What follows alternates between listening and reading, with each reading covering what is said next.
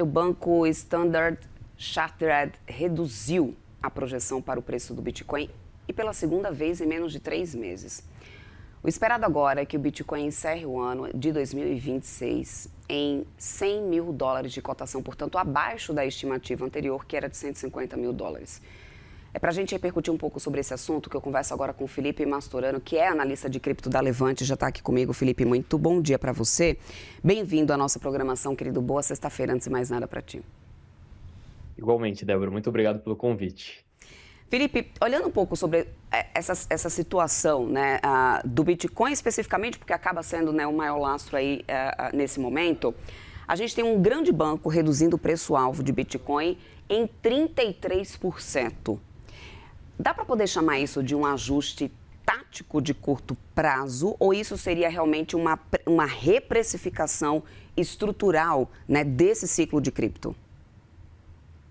Excelente pergunta. Eu acho que a reprecificação ela acontece também muito em decorrer do momento atual que está mais com uma aversão ao risco maior. Então, dentro do mercado cripto, a gente gosta muito de buscar alguns indicadores, índices correlacionados com o Bitcoin, que é o norte do mercado, e consequentemente o restante das altcoins. Mas hoje, talvez aquilo que a gente tem a melhor correlação são com as empresas ali de software. E o Bitcoin ele tem uma correlação muito forte hoje com o índice IGV, né? Então a gente consegue ter ali o porquê dessa reprecificação, por conta dos resultados que vieram positivos, mas com uma reprecificação naquilo que representa o risco associado a talvez inteligência artificial, ao próprio setor de tecnologia, que acaba tendo um pouco mais caro do que a média do mercado. Então o Bitcoin, as criptomoedas, de certa forma, foram anexadas a esse pacote e por conta disso que a gente teve essa reprecificação. Mas, particularmente, apesar da gente ter alguns participantes de mercado reprecificando para um valor justo, vamos dizer assim, de US$ 100 mil para o final do ano de 2026, a gente também tem outros grandes participantes apresentando, né, um poder de compra bem representativo no momento atual. Então a gente tem já alguns outros players aproveitando esse momento para acumular e, consequentemente, se a gente vir, né, mantendo essa acumulação constante, a gente pode ter um choque entre oferta e demanda, que esses US$ 100 mil não seria ali um topo ali muito, como eu posso dizer assim, baixo, né? A gente poderia ultrapassar ele de uma forma bem expressiva. Agora, Felipe, eu quero entender um pouco também, na visão de vocês, a correlação do Bitcoin com tecnologia, porque a gente tem um movimento recente mostrando o Bitcoin reagindo junto com ações de tecnologia, né?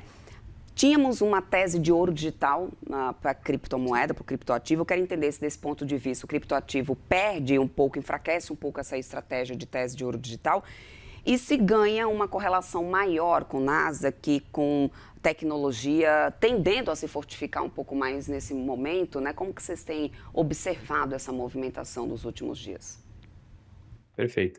O mercado o mercado institucional, ele passou a precificar criptos de forma geral, mais dentro da cesta de empresas de tecnologia. Mas para quem é mais antigo do mercado e divide um pouco entre Bitcoin e o restante do mercado cripto, na minha leitura, a gente tem o Bitcoin que ainda apresenta algumas características interessantes que podem ser associados como uma espécie de ouro 2.0, ouro digital, por propriedades como, por exemplo, da escassez, mas a gente tem dentro do consentimento geral, principalmente agora que é um ciclo mais institucionalizado, por conta dos ETFs e também da melhor clareza regulatória que avança, por exemplo, lá nos Estados Unidos, a gente joga um peso maior nesse momento sobre efetivamente a ótica de empresas de tecnologia. E aí, como eu comentei, agora a gente passa por aquela reprecificação por conta dos guidances, principalmente no que aconteceu ali sobre a Microsoft, onde entregou um crescimento esperado um pouco menor do que os analistas estavam aguardando, e aí, consequentemente, a gente tem esse banho de água fria neste momento, mas no todo, quando a gente não olha apenas para a precificação, mas a gente olha realmente ali para os fundamentos, o Bitcoin, na minha leitura, ele poderia ser colocado na mesma prateleira do que o ouro. O restante do mercado cripto, aí sim, eu encontro muito mais infraestrutura de software do que efetivamente alguma associação com metais preciosos. E a gente teve, e eu quero entender um pouco da tua visão também, com todo esse movimento sobre como que fica a saúde da mineração, porque a gente já teve um movimento de halving praticamente já absorvido, preços agora mais baixos. como que fica a saúde financeira nessa situação dos mineradores, né? Ou seja, existe risco de uma pressão adicional, Felipe, nesse momento de venda vindo desse lado do mercado? Essa pergunta, ela casa muito bem com o momento atual, porque a gente percebeu que o hash rate da rede do Bitcoin caiu drasticamente. Mas isso é bom a gente pontuar que não representa um risco sistêmico para a rede. Obviamente que quanto mais energia empregada na mineração do Bitcoin, mais segura torna-se a rede, principalmente para uma tentativa de ataque de 50 mais 1, por exemplo. Todavia, o movimento que acontece agora é que o preço do Bitcoin caiu a patamares que, ao ajuste de dificuldade atual dos mineradores, muitas vezes eles seguem no prejuízo, principalmente aqueles que não têm um poder tecnológico tão avançado e representativo. Então, alguns mineradores desligam as suas operações, alguns deles, inclusive, estão negociando para mudar uma parte das suas operações ou se não toda a operação, para mudar para o setor de inteligência artificial, que demanda também um poder de hardware bem elevado e uma alta concentração de energia. Então a gente está entre essas duas características, onde alguns mineradores começam a olhar para a grama do vizinho, que sempre foram mineradores de Bitcoin e por contratos até mais estratégicos e previsíveis, conseguem fazer ali boas operações com empresas mais consolidadas do setor de tecnologia, mas alguns outros que tendem a ter uma eficiência operacional melhor, eles seguem operando e ainda é uma grande operação em termos de a quantidade de energia empregada. Não vejo nenhum risco sistêmico, mas no momento atual tem acontecido isso. E se a gente olha para as reservas desses mineradores, os mineradores eles estão sendo obrigados, até aqueles que tinham uma gordurinha e seguravam uma parte de Bitcoin, a se desfazer. Então, isso, inclusive, contribui muito para a tese entre um choque de oferta e demanda. Porque quando a gente olha para os dados internos da rede do Bitcoin, a gente tem uma forte acumulação vindo, principalmente das baleias, que são aqueles investidores que detêm mais de 1.000 Bitcoins, e dos tubarões, que são os investidores que detêm mais de 100 Bitcoins. E quando a gente olha por onde esses participantes compram Bitcoin, que não geralmente é ali a preço de mercado, através de uma exchange como o varejo faz, eles acabam recorrendo aos mineradores ou, se não, ali às OTCs, que são abastecidas pelos próprios mineradores. Então, essa relação entre choque de oferta e demanda, principalmente sempre contribuída pelo halving, ela tende sim a ir acontecendo, mas às vezes o movimento ele acaba demorando um pouco mais do que o esperado.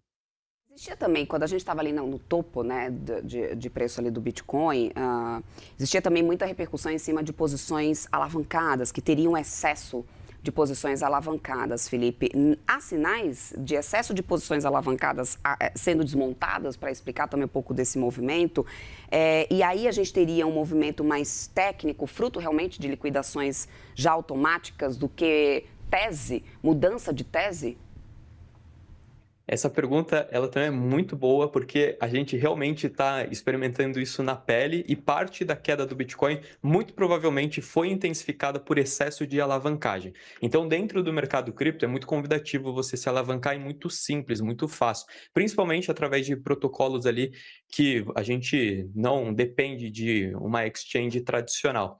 Então, esse excesso de alavancagem realmente ocorreu. A gente teve no dia 10 de outubro o maior evento de liquidação, e desde então a gente foi tendo um efeito dominó, justamente porque foi perdendo um pouco do interesse pelos investidores de se posicionarem em um setor mais volátil, como por exemplo de tecnologia. Então, quando a gente olha para o retrovisor, não foi apenas cripto que se machucou, principalmente desde outubro ali de 2025 para cá. E o que fez com que o mercado cripto caísse muito mais do que o restante dos demais participantes foi uma parte significativa dessa alavancagem, mas também associado a esse risk-off geral. E aí, em contrapartida, cripto tem um volume menor do que o restante do mercado, acabou sofrendo menos. Hoje, quando a gente olha para a foto atual, a quantidade de posições alavancadas, elas vêm da ponta oposta que fez com que o mercado caísse. Então, a gente tem muitos investidores, pode ser até tanto de varejo quanto institucionais, shortando o ativo, ou seja,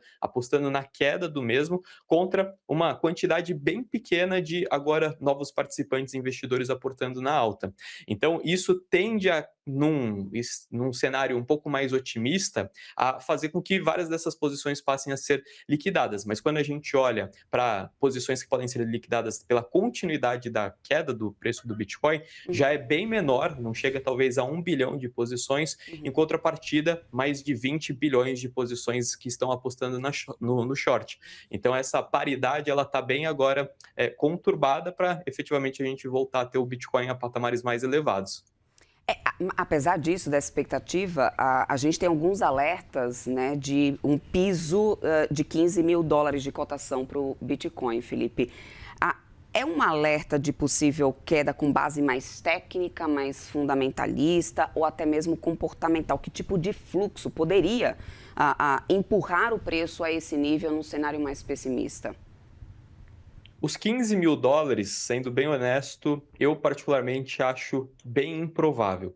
Acho que existem alguns preços que o Bitcoin poderia sim e buscar testar, até por conta de bolsões de liquidez que a gente encontra, como, por exemplo, os próprios 60 mil dólares que a gente chegou a realmente testar, foi provavelmente talvez o fundo agora desse movimento de queda, mas os próprios 55 mil dólares. Então, 55 mil dólares no Bitcoin é o que a gente chama de realized price, que seria o valor justo da rede do Bitcoin, onde a gente pega a média de preço de aquisição de todos os investidores da rede. Então, ali definitivamente seria um ponto crucial para a gente entender se a gente poderia realmente se aprofundar em um inverno cripto ou não.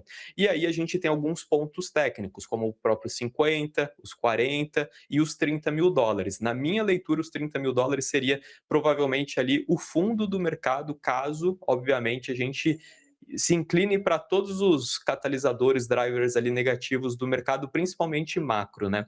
Agora, os 15 mil dólares, particularmente, eu acredito que venha muito da premissa que foi justamente o fundo do ciclo anterior. Então, a gente tem essa relação, esse norte nos pautando por o que foi o ciclo do Bitcoin lá no último halving, né? Feito, conversamos aqui com o Felipe Martorano, que é analista de cripto da Levante. Excelentes análises, meu querido. Muito obrigada. Uma boa sexta-feira para você. Bom carnaval e até a próxima. Igualmente, obrigado, viu? Tchau, tchau. Até mais.